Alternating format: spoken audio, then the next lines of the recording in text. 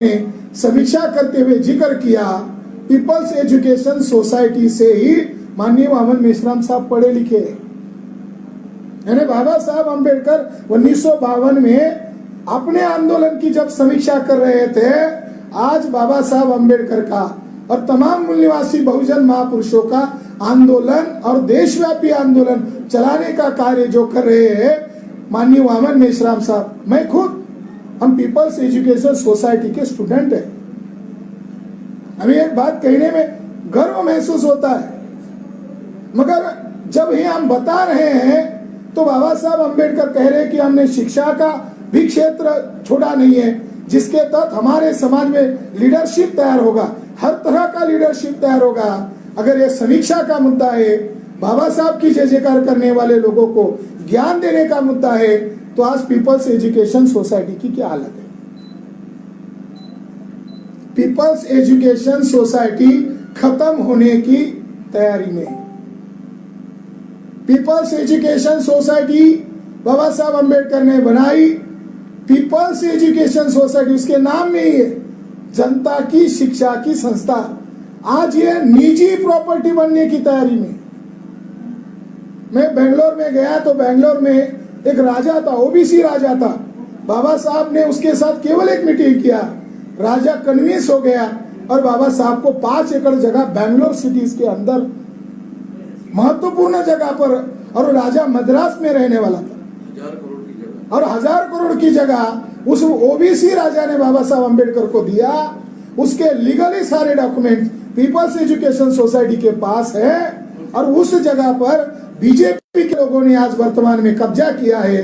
और peoples education society के अंदर जो उसके प्रमुख लोग कहने वाले बोलने के ये क्या स्थिति है। महाड़, जहां पर बाबा साहब अम्बेडकर ने चबदार तालाब का सत्याग्रह किया, वहां महाड़ में जो जगह है, महाड़ कोई साधारण जगह नहीं है, जहां से भारत में क्रांति का उगम हुआ, मनुस्मृति को जलाया। लोग कहते पानी को आग लगाया, छुआ तो इतनी क्रांति हुई। उस महाड़ में जो जगह है आज वो बेच दिया गया, वहां लैंड को, वहां बिल्डिंग बन रहे, निजी प्रॉपर्टी बन गई है। तो बाबा साहब अम्बेडकर ने केवल सामाजिक संगठन ही नहीं बनाया, बल्कि दूर तक सोचकर प्लान बनाया कि मेरे समाज में लीडरशिप का अभाव न हो, इसलिए संस्थाओं का निर्माण किया। राजनीतिक संस्था बनाई, शैक्षणिक संस्था बनाई, धार्मिक संस्था बनाई। बाबा साहब अम्बेडकर से कुछ सीखना है तो ये सीखना है कि बाबा साहब अम्बेडकर ने डिसिप्लिन हमें सिखाया। अनपढ़ लोगों को, उस समय अनपढ़ लोगों को संगठन का महत्व उन्होंने बताया। आज पीपल्स एजुकेशन सोसाइटी पर ग्रुप बनाकर कब्जा कर चुके हैं, और वो ग्रुप बनाने वाले में दूसरे लोग छोड़ो, बाबा साहब अम्बेडकर के खुद को वारिस कहने वालों ने कब्जा कर लिया। बाबा साहब ने तो ऐसा कोई प्रावधान नहीं किया, ऐसा कोई कॉन्स्टिट्यूशन में नहीं लिखा शिक्षण संस्था के अंदर। और केवल इतना ही नहीं हुआ, नहीं किया है मेरे परिवार का और इसका कोई संबंध। बाबा साहब अम्बेडकर ने जो भी संस्थाएं बनाई, वो सारे संस्थाओं के कॉन्स्टिट्यूशन बनाए, और वो कॉन्स्टिट्यूशन राइटिंग एंड स्पीचेस के वॉल्यूम में पब्लिश है। उसके अंदर डायरेक्ट लिखा हुआ है, ये कोई निजी मलकियत नहीं है, ये समाज के बनाई हुई है, और इसका और मेरे निजी परिवार का कोई संबंध नहीं। पीपल्स एजुकेशन सोसाइटी के अंदर गुंडागर्दी चल रही है, हनामारी होती है, क्रिमिनल एक्टिविटी होती है। बाबा साहब अम्बेडकर ने वैसे कॉलेज बनाए जैसे कोई 18 विश्वविद्यालय थे, और जिससे दुनिया में ज्ञान फैलता था, ऐसा उनका कॉन्सेप्ट था।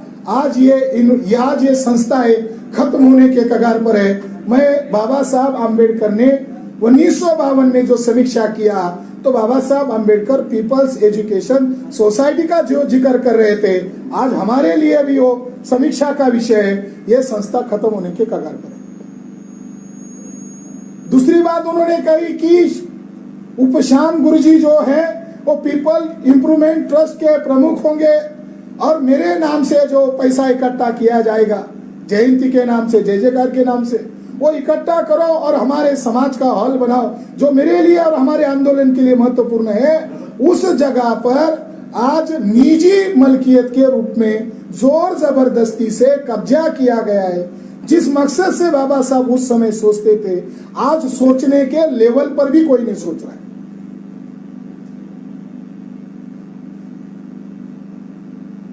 और ये कब्जा किसने किया? फैक्ट के साथ बता रहे, ये कब्जा किसने किया? प्रकाश अंबेडकर ने किया। बाबा साहब अंबेडकर के वारिस है। तो बीजेपी के साथ अकोला में समझौता किया हुआ, और वो अकोला से चुनकर आते हैं, अकोला से खड़े होते हैं और अकोला पैटर्न कह के ढिंढोरा पीटते हैं। अकोला पैटर्न है क्या? तो अभी जो झड़पी का चुना हुआ जिला परिषद का बीजेपी के साथ अलायंस करके अकोला में सत्ता बनाई। उनका अंदरूनी समझौता नहीं है, उनका ओपनली समझौता है बीजेपी और आरएसएस के लोगों के साथ। उन्होंने ये भी कहा कि मैं जानवर नाक पहनने वाला हिंदू ही हूँ। शंभुनाथ दस्तक, उसके जो एडिटर है, उन्होंने उनका इंटरव्यू लिया और उनको पूछा, आप इसके बारे में क्या कहते हो, बीजेपी के बारे में क्या कहते हो, इसके बारे में क्या कहते हो? तो प्रकाश अंबेडकर जी ने स्टेटमेंट दिया कि मैं भी हिंदू हूं, मगर मैं कैसा हिंदू हूं? मैं बगैर जनेऊ वाला हिंदू हूं। देश भर में शेड्यूल कास्ट के लोगों के खिलाफ जुल्म हो रहा है, शेड्यूल ट्राइब के खिलाफ जुल्म हो रहा है, ओबीसी के खिलाफ जुल्म हो रहा है, हत्या हो रही है ओबीसी के लोगों की, और उनके अंदर जन जागृति हो रही है। तो वो सवाल पूछ रहे हैं कि अगर हमारे लोगों की हत्या हो रही है, हमारी माँ बहनों की इज्जत लूटी जा रही है, तो इसका धर्म, हमारा धर्म कैसा है? देश में सवाल खड़े किए जा रहे हैं। मगर बाबा साहब अंबेडकर के तथाकथित वारिस कह रहे हैं कि मैं बगैर जनेऊ का हिंदू। मुझे वो बात याद आ रही है सावरकर की। 1935 में बाबा साहब अंबेडकर ने येवला में, नासिक में ऐलान किया था कि मैं हिंदू के रूप में पैदा हुआ, मेरी बस की बात नहीं थी, मगर हिंदू के रूप में मरूंगा नहीं। इससे अर्थक्वेक हुआ, भूकंप आया ब्राह्मणवादी व्यवस्था के लिए। तो पहले नंबर की प्रतिक्रिया विनायक दामोदर सावरकर ने दी थी। आर्टिकल लिखा था और उसका हेडिंग था कि डॉक्टर अंबेडकर की भीम प्रतिज्ञा उनका बेटा ही तोड़ेगा। बाबा साहब ने धर्मांतर की घोषणा किया तो सावरकर ने स्टेटमेंट दिया कि बाबा साहब का जो भीम प्रतिज्ञा है, ये बहुत कड़वी प्रतिज्ञा है, वो उनका बेटा उनके जीते जी तोड़ेगा। उनके बेटे ने तो नहीं तोड़ा, मगर उनके पोते ने जरूर तोड़ा। दुख के साथ कहना पड़ रहा है। समीक्षा का मुद्दा है तो समाज को जगाने का काम करना होगा और समाज को मिसगाइड करने वाले से भी सतर्क करना, यह जागृति का हिस्सा है। उन्होंने कहा मैंने राजनीतिक पार्टी बनाई, हमारे लोगों में संगठन नहीं था, संगठन पैदा किया, राजनीतिक पार्टी बनाई। राजनीतिक पार्टी की स्थिति क्या है जो बाबा साहब अंबेडकर ने बनाई थी?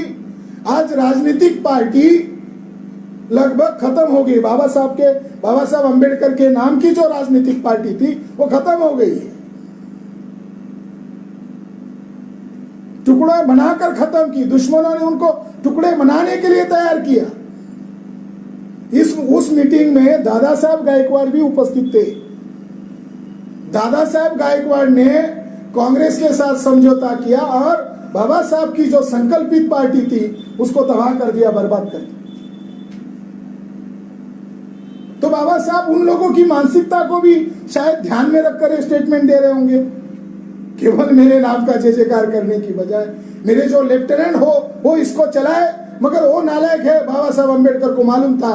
दादा साहब गायकवाड़ वहां उपस्थित थे। दादा साहब गायकवाड़ ने धर्मांतर का विरोध किया था। सोलापुर में जाकर जाहिर भाषण में कहा था कि मैं बाबा साहब अंबेडकर के धर्मांतर का पक्षधर नहीं हूं। बाबा साहब अंबेडकर जो बुद्ध धर्म अपनाने वाले हैं, मैं इसके खिलाफ हूं। बुद्ध कौन है? बुद्ध बुद्धू है, बुद्ध मूर्ख है। ये दादा साहेब गायकवाड़ ने सोलापुर में 1954 में कहा था और बाबा साहब ने रिटर्न में लिखा, गायकवाड़ मैं आपको किस मुंह से अपना दोस्त कहूं, आपने तो मेरे पीठ में छुरा मारा है। साथियों, बाबा साहब अंबेडकर के जो लेफ्टिनेंट थे उन लोगों ने बाबा साहब अंबेडकर को धोखा दिया। संदर्भ के साथ अगर समीक्षा देखी जाए तो पीएन राजभोज को 1955 में निकाल दिया था क्योंकि वो खुल्लम खुल्ला नेहरू के गुलाम बन गए थे। एन शिवराज को 1955 में निकाल दिया था, गद्दार कह के निकाल दिया था। और जनता अखबार में ये कैसे समाज के साथ धोखा कर रहे। और जो मद्रास का नेता था एन शिवराज, उसने तो 15 अप्रैल 1955 में यह स्टेटमेंट दिया कि डॉक्टर बाबा साहब अंबेडकर इज ए डिक्टेटर। बाबा साहब अंबेडकर तानाशाह है। बाबा साहब अंबेडकर के खिलाफ भद्दे भद्दे आरोप लगाए थे, तो बाबा साहब ने अपने लोगों को, संगठन चलाने वाले लोगों को संदेश दिया था कैसे करता। दादा साहब गायकवाड़, बीसी कामले, रुपवते कामले, भोले, इनके अंदर पहले ही गुट थे, इसको हवा मिल गई।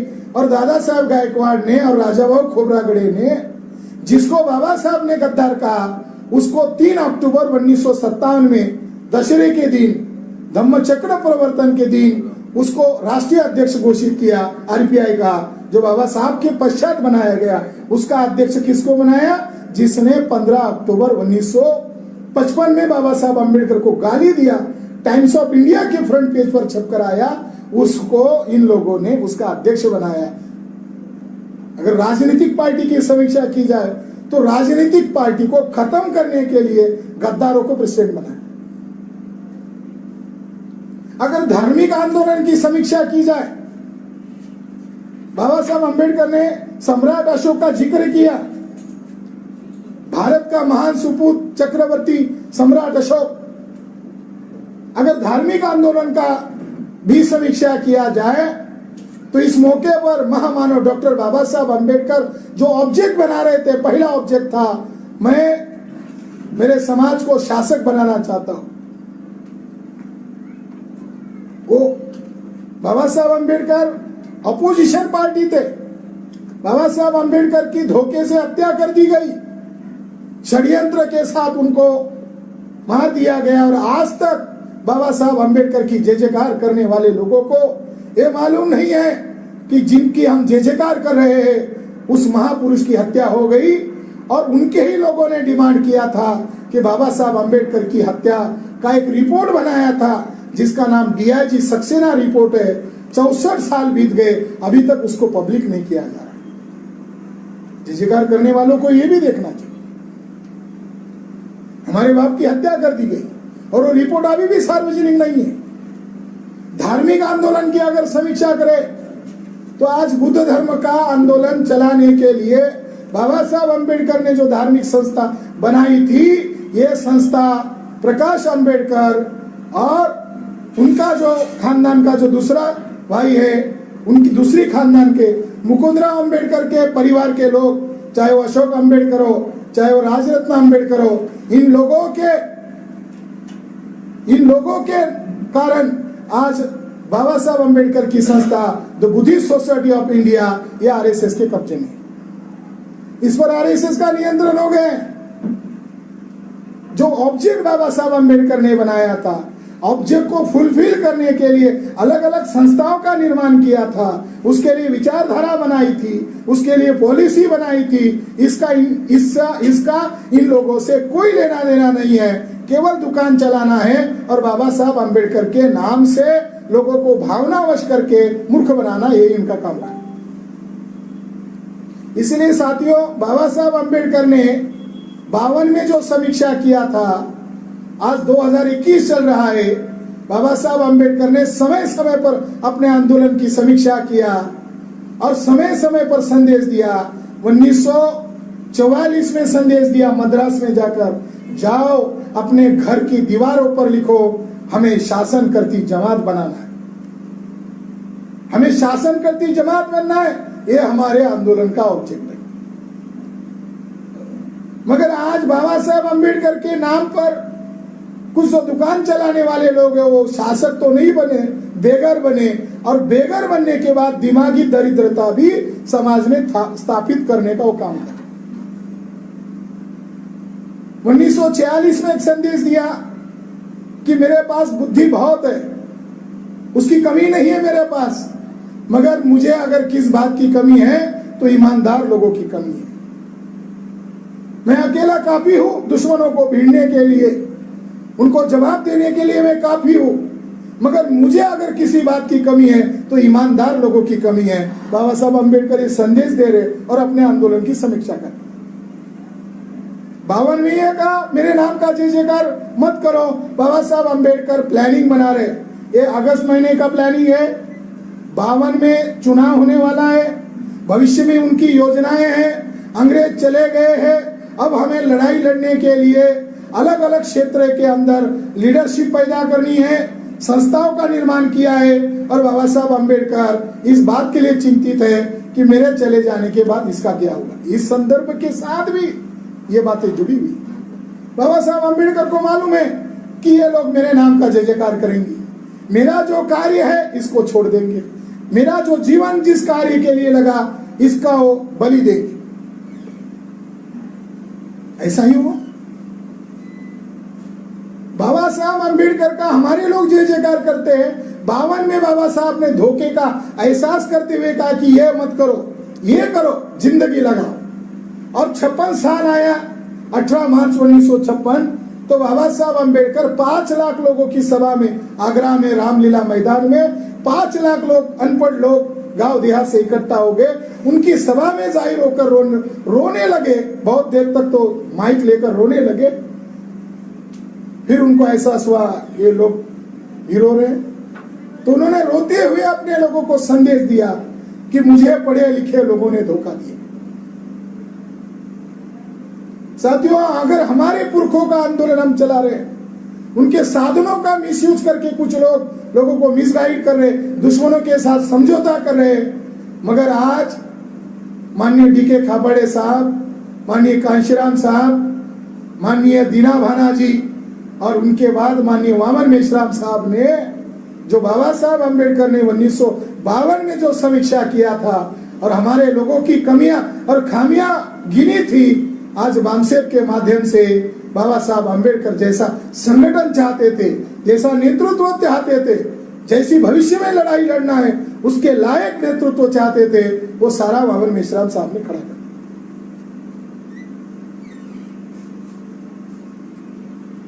आज वर्तमान में अगर इसको देखा जाए, वर्तमान परिप्रेक्ष्य में बाबा साहब अम्बेडकर की बात, तो आज एससी को, एसटी को, ओबीसी को, माइनॉरिटीज को लोकतंत्र में शून्य बनाया ब्राह्मणों ने। उनका जो लोकतांत्रिक अस्तित्व है उसको शून्य बना दिया, और आज ये ईवीएम के कारण संभव हुआ।